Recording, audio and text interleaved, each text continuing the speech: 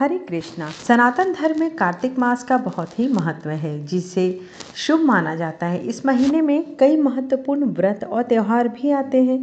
कार्तिक मास में ही भगवान विष्णु 4 महीने की योग निद्रा के बाद जागते हैं और 4 महीने के से रुके हुए सभी मांगलिक कार्यों की शुरुआत हो जाती है। एकादशी की तिथि को माह की सबसे महत्वपूर्ण तिथियों में से एक माना जाता है। कार्तिक माह में देव उठनी एकादशी व्रत किया जाता है। इस दिन शुभ तिथि पर भगवान विष्णु की उपासना और व्रत करने का विधान है। मान्यता है कि इस व्रत को करने से साधक के सभी कार्यों में सफलता प्राप्त होती है और भगवान विष्णु जी भी प्रसन्न रहते हैं। हर वर्ष कार्तिक माह के शुक्ल पक्ष के 10वीं तिथि के अगले दिन देव उठनी एकादशी मनाई जाती है। यह पर्व भगवान विष्णु को समर्पित है। इस दिन जगत के पालनहार भगवान विष्णु 4 माह के योग निद्रा के बाद जागृत होते हैं। इस शुभ अवसर पर भगवान विष्णु की भक्ति भाव से पूजा अर्चना की जाती है। इस दिन माता लक्ष्मी की भी पूजा की जाती है। तत्पश्चात शाम के समय तुलसी विवाह भी मनाया जाता है, जिसमें शालिग्राम के साथ तुलसी माता का विवाह का आयोजन भी होता है।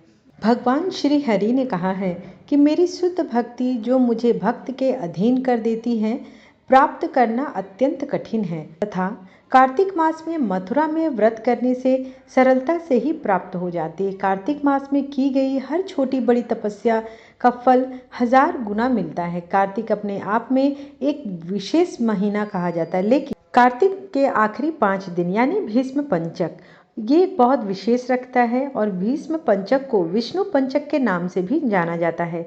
कार्तिक मास के इन अंतिम 5 दिनों में पितामह भीष्म ने अपनी देह त्यागने के लिए तैयारी के लिए उपवास किया था। भीष्म देव को कार्तिक के अंतिम 5 दिनों में पूरे प्रेम और भक्ति के साथ उपवास करते देख भगवान ने उन्हें अपने शरीर को त्यागने की तैयारी के लिए उपवास करने के लिए कहा। हरि इतने प्रसन्न हुए कि उन्होंने भीष्म पंचक के इन 5 दिनों में कीर्तन, गायन, श्रवण, पठन, पूजन और व्रत करने वालों को भक्ति का शुद्ध प्रेम देने की सहमति दे दी। देव उठनी एकादशी से ही भीष्म पंचक जो लोग पूरे कार्तिक मास स्नान दान पूजा नहीं कर पाए हों, वो इन भीष्म पंचक के अंतिम 5 दिनों में भी अर्थात भीष्म पंचक के जो 5 दिन होते हैं, इस दौरान अगर वो स्नान करते हैं, दान करते हैं, दीप दान करते हैं, उपवास रखते हैं, कीर्तन करते हैं, तो उन्हें पूरे कार्तिक मास में जो स्नान करने का महत्व मिलता है, वो केवल इन 5 दिनों में नियमों का पालन करने पे भगवान विष्णु की कृपा से संपन्न हो जाता है और श्री हरि की विशेष कृपा भी मिलती है। एकादशी के व्रत के दिन आप चाहें तो इन मंत्रों का जाप कर सकते हैं। मंत्र कुछ इस प्रकार से है: ओम नारायणाय विद्महे वासुदेवाय धीमहि तन्नो विष्णु प्रचोदयात्। एक ये है। दूसरा, हे नाथ श्री कृष्ण गोविंद हरे मुरारी, हे नाथ नारायण वासुदेवा। अगर आप इसे कर सकते हैं इसका जाप, तो ये बहुत उत्तम है। इसके साथ जो है 5 ऐसे भी एक मंत्र होते हैं जिसको विष्णु के पंच रूप मंत्र के नाम से जाना जाता है, जो कि कुछ इस प्रकार से है: ओम आम वासुदेवाय नमः, ओम आम संकर्षणाय नमः, ओम अम प्रद्युम्नाय नमः, ओम अनिरुद्धाय नमः, ओम नारायणाय नमः। कार्तिक मास शुक्ल पक्ष एकादशी तिथि का प्रारंभ 11 नवंबर सोमवार शाम 6:47 से, वहीं एकादशी तिथि का समापन 12 नवंबर मंगलवार शाम 4:05 पर होगी। देव उठनी एकादशी अर्थात हरि प्रबोधिनी एकादशी 12 नवंबर दिन मंगलवार 2024 रखा जाएगा। द्वादशी तिथि का प्रारंभ 12 नवंबर मंगलवार शाम 4:06 से, वहीं द्वादशी तिथि समाप्त 13 नवंबर बुधवार दोपहर 1:01 तक होगी। जब भी द्वादशी तिथि का प्रारंभ होता है तो हरिवासर भी लग जाता है। इस दौरान भजन कीर्तन करने से जगत के पालनहार श्री विष्णु अति प्रसन्न होते हैं और साधक को मनोवांछित वर देते हैं।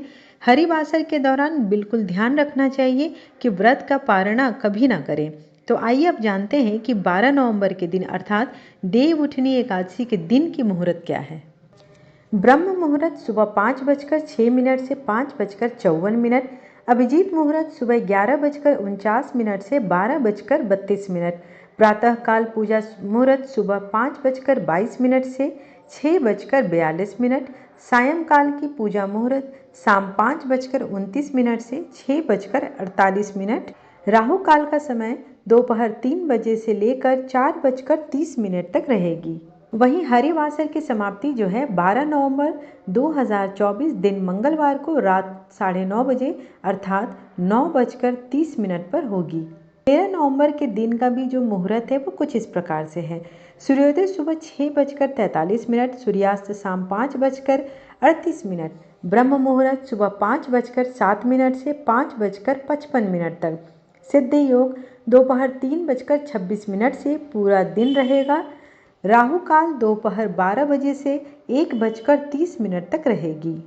आपको ये भी बता दें कि देव उठनी एकादशी के दिन तुलसी विवाह भी पड़ रहा है, तो तुलसी विवाह का जो पूजन का जो समय है वो शाम 5:29 से 7:53 तक रहेगी। एकादशी तिथि के दिन हर्षण योग का भी निर्माण हो रहा है। इस योग का समापन संध्या काल 7:10 पे होगी। हर्षण योग जो है बेहद शुभकारी माना जाता है। इस योग में भगवान विष्णु की पूजन करने से साधक को शुभ फल की प्राप्ति होती है। इस दिन शिववास भी लग रहा है। कार्तिक माह के शुक्ल पक्ष की एकादशी तिथि अर्थात 12 नवंबर को शिववास भी है। शिववास का जो संयोग है वो आपका सायंकाल में 4:05 तक रहेगा और इस योग में भगवान शिव कैलाश पर स्थित रहेंगे।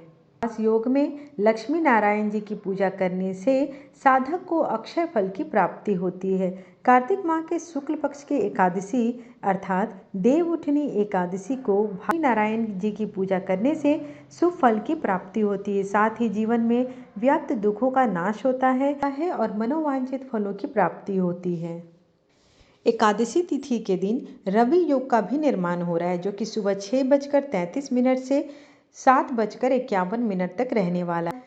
सुबह भद्रा काल जो है सुबह 6:33 से शाम 4:04 तक रहेगा। देव उठनी की एकादशी की पूजा के लिए जो शुभ मुहूर्त है वो 12 नवंबर को सुबह 8:14 से शुरू हो जाएगी और इसका समापन सुबह 10:08 पर होगा।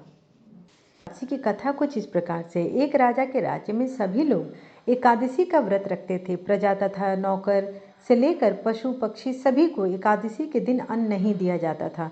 एक दिन किसी दूसरे राज्य का एक व्यक्ति राजा के पास आकर बोला, महाराज कृपा करें मुझे नौकरी पर रख ले।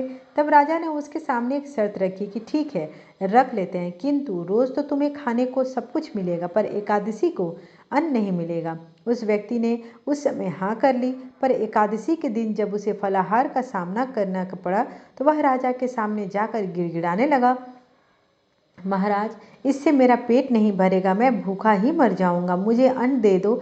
राजा ने उसे शर्त की बात याद दिलाई पर वह अन्न छोड़ने को राजी नहीं हुआ। तब राजा ने उसे आटा दाल चावल आदि दिए। वह नित्य की तरह नदी पर पहुंचा और स्नान कर भोजन पकाने लगा। जब भोजन बन गया तो वह भगवान को बुलाने लगा, आओ भगवान भोजन तैयार है। उसके बुलाने पर पीताम्बर धारण किए भगवान चतुर्भुज रूप में आ पहुँचे तथा प्रेम से उसके साथ भोजन करने लगे।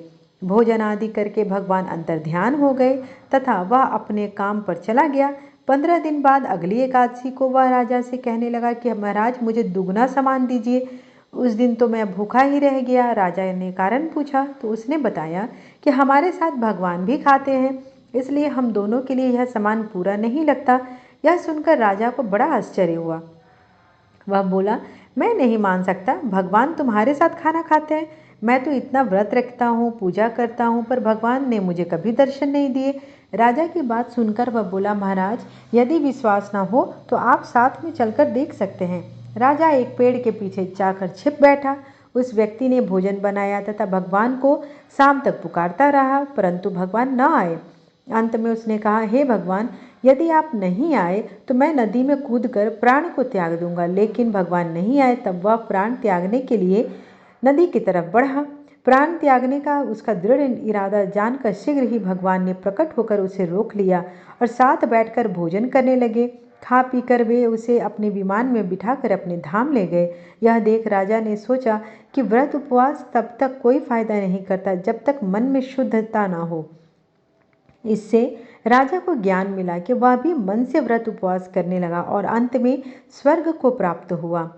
आशा करती हूँ आपको आज की वीडियो अच्छी लगी हो, जानकारी अच्छी लगे तो वीडियो को लाइक ज़रूर करें, और अगर आप मेरे चैनल पर पहली बार आए हैं तो चैनल को सब्सक्राइब करें, शेयर करें, ताकि अधिक से अधिक लोग जो हैं इसका लाभ उठा सकें। धन्यवाद।